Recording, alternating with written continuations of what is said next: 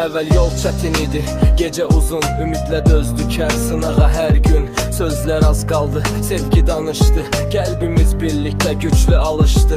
Düşdük, qalxdıq yenə əl-ələ, fırtına gəlsə də sönmədi şam belə.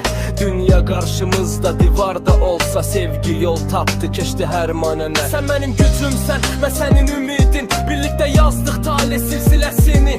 İnan bu sevgi sadə, hiss deyil, qurduq arzularla gələcəyimizi. İndi deyirəm qürurla, inanaraq, biz hər şeyə qadir olduq bu sevgi ilə. Zaman, məsafə, qorxu heç biri qalmaz, iki ürə bir olanda həll elə.